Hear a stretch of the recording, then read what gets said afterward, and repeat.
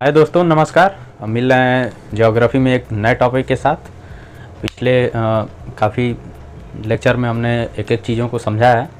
पिछले लेक्चर में हमने पृथ्वी की संरचना को समझा था और उसके बाद संरचना के बाद हमने रॉक्स के बारे में समझा था कि रॉक्स 3 टाइप के होते हैं। आग्नेय चट्टान जो है, रूपांतरी चट्टान और अवसादी चट्टान। उनके बारे में हमने बताया था कि कौन परतदार चट्टान होती हैं, कौन परतदार नहीं होता है। उसके पहले पृथ्वी की संरचना के बारे में बताया था। पृथ्वी की संरचना से ही रिलेटेड टॉपिक आपका सामने दिख रहा होगा, वोल्केनो यानी ज्वालामुखीयता। ठीक, वोल्केनिज्म, ज्वालामुखीयता मतलब कि वोल्केनिज्म एक प्रक्रिया है, वोल्केनो एक नाउन है। ठीक, और वोल्केनिज्म एक प्रक्रिया है जिसमें वोल्केनिज्म में क्या होता है अभी मैं आगे आपको बताऊंगा कि वोल्केनिज्म की प्रक्रिया में क्या होता है। ठीक, तो पहले वोल्केनो को समझते हैं कि वोल्केनो है क्या, उसके बाद समझेंगे कि वोल्केनिज्म क्या है। ठीक, तो वोल्केनो ज्वालामुखी भूपटल मतलब पृथ्वी के सतह पर वह दरार है, एक दरार है जिससे होकर पृथ्वी पर पिघला हुआ राख, लावा, वाष्प बाहर आता है।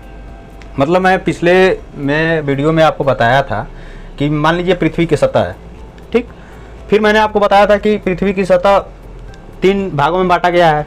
एक बताया था आपको क्रस्ट, फिर बताया था मेंटल, फिर बताया था क्रोड। ठीक, मेरे को आशा है कि आप ये चीज़ आपको याद होगी, आप समझ रहे होंगे इन बातों को। तो क्रस्ट के नीचे मेंटल में बताया था कि मेंटल की आते आते काफ़ी यहाँ पे टेम्परेचर ज़्यादा हो जाता है। जब टेम्परेचर ज़्यादा हो जाता है तो यहाँ की जो चट्टानें हैं वो पिघल जाती हैं, कहीं ठोस रहती हैं, कहीं पिघल भी जाती हैं।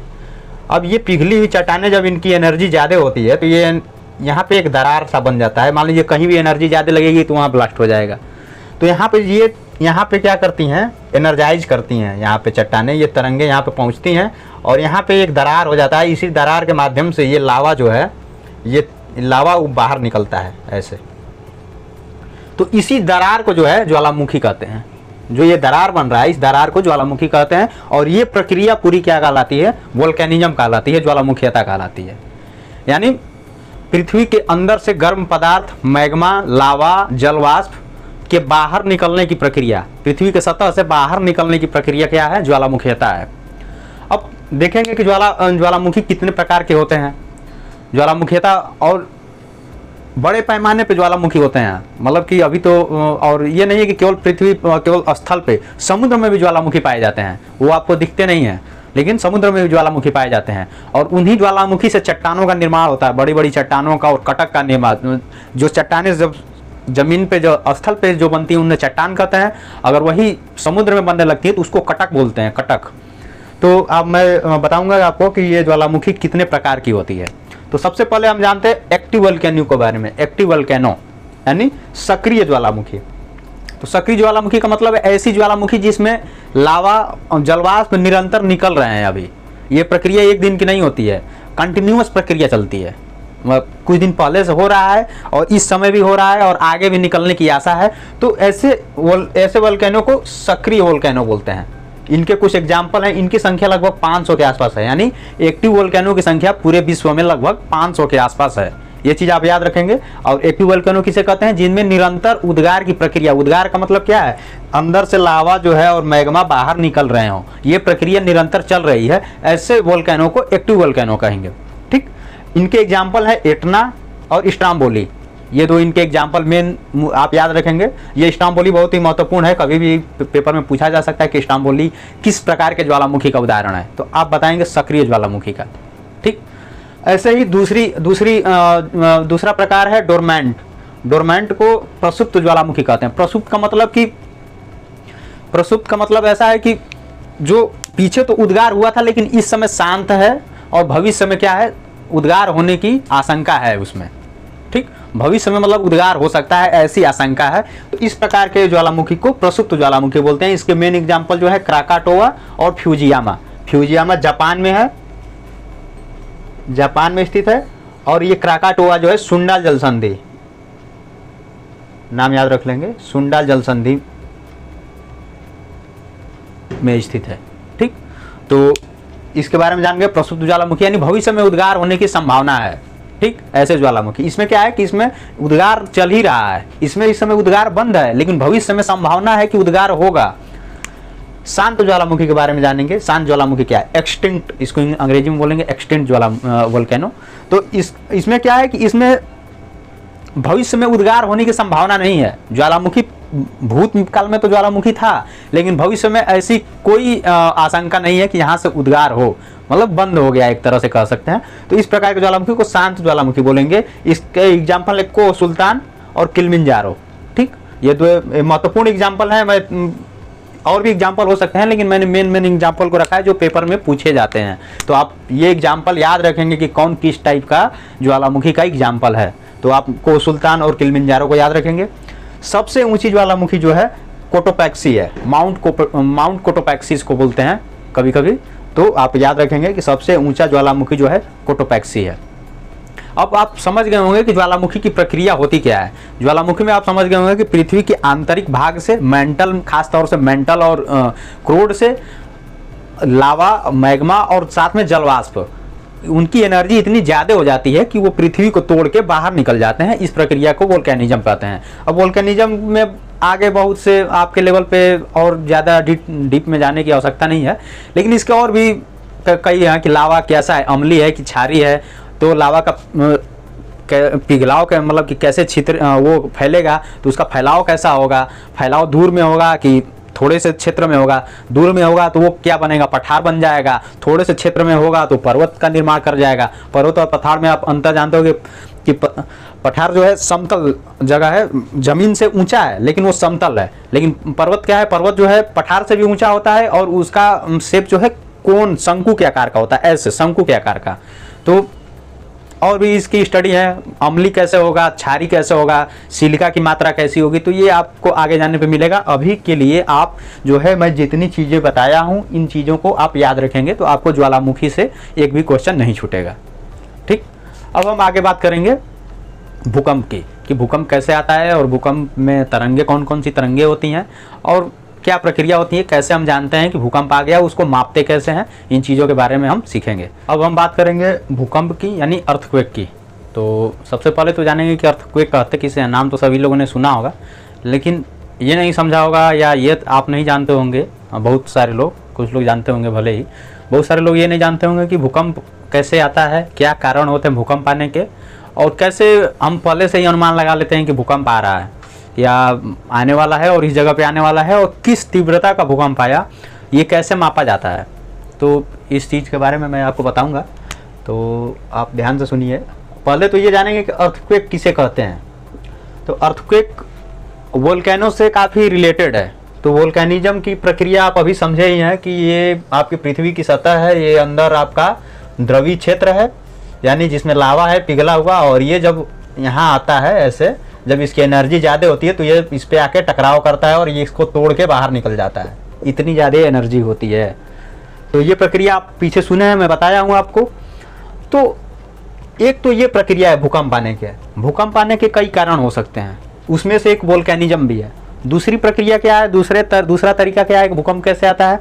तो पूरा विश्व जो है, पूरा धरती जो है कई प्लेटों से मिलकर बनी है। प्लेट का मतलब क्या कि ऐसे यहाँ पे एक प्लेट स्थित है, इस पे कुछ देश स्थित हैं, फिर एक दूसरी प्लेट है, इस पे कुछ देश स्थित हैं। तो इन प्लेटों का क्या है, इन प्लेटों में गति होती है।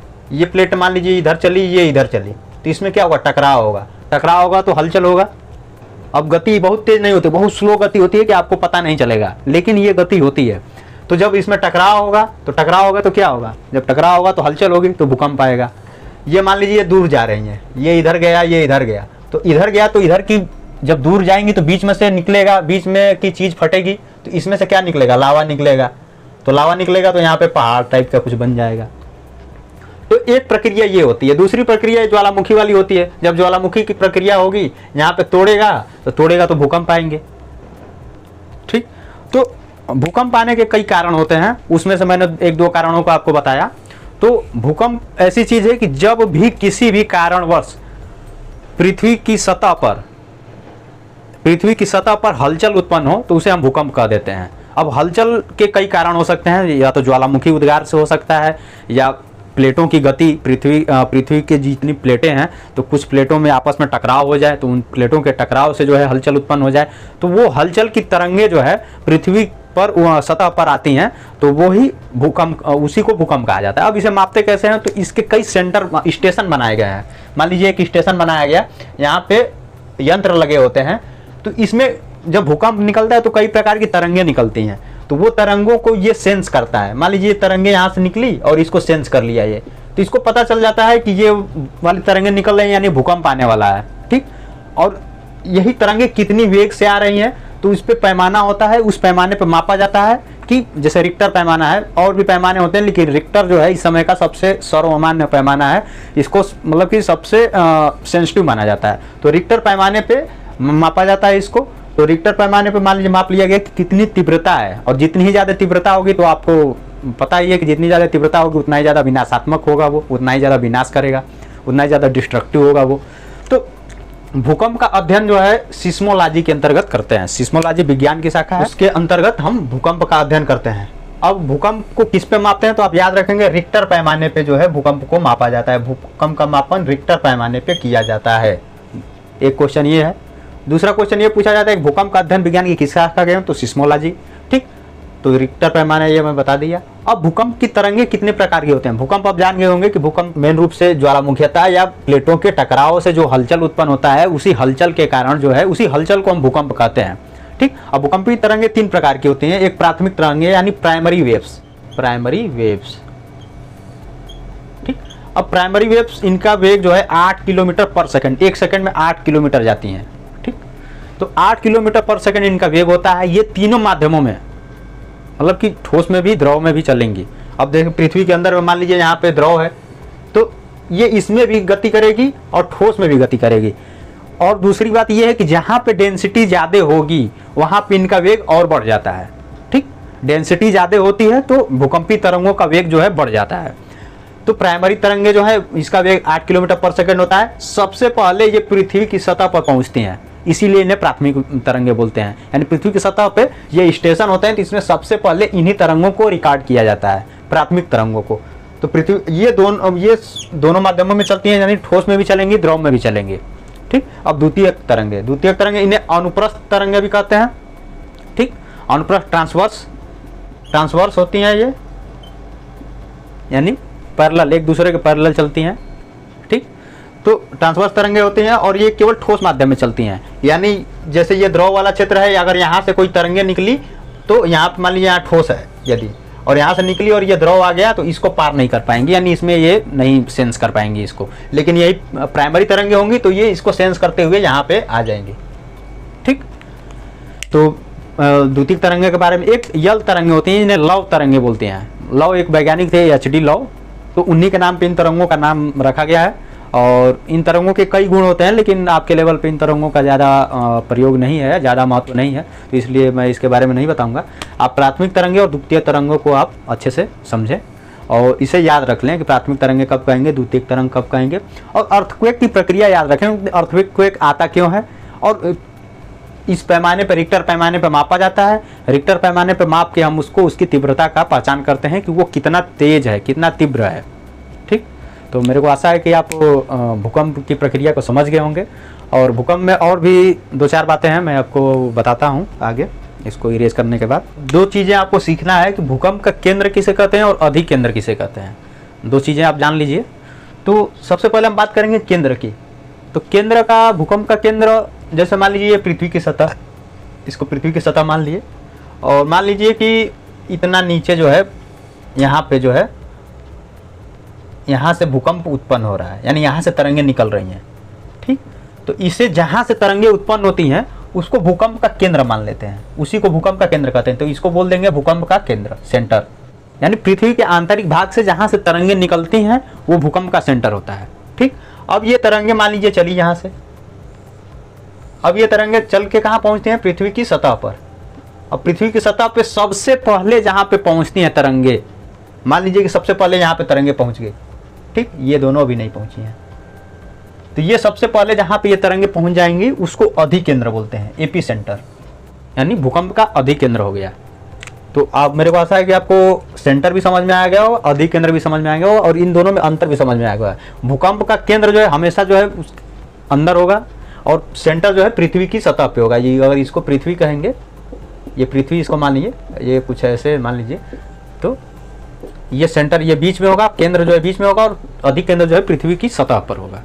ठीक, तो आप भूकंप समझ गए और भूकंप कैसे क्या किस प्रक्रियाओं के तहत आता है और कैसे इसको मापा जाता है। और ज्वालामुखी भी आप पीछे समझ गए कि ज्वालामुखी में हमने देखा कि ज्वालामुखी कौन कौन सी ज्वालामुखी हैं, कितने प्रकार की हैं, और उन ज्वालामुखी में मतलब कि ज्वालामुखी की भी प्रक्रिया कैसी होती है। तो इन सब चीज़ों को आप रिलेट कर पा रहे होंगे दोनों को, ये दोनों मतलब कि एक तरह से को रिलेटेड हैं दोनों चीज़ें, तो इसलिए मैं एक साथ पढ़ाया इन दोनों चीज़ों को। तो मेरे को आशा है कि आप ये दोनों चीज़ें आपको समझ में आए होंगे, वोल्केनो भी और अर्थक्वेक भी।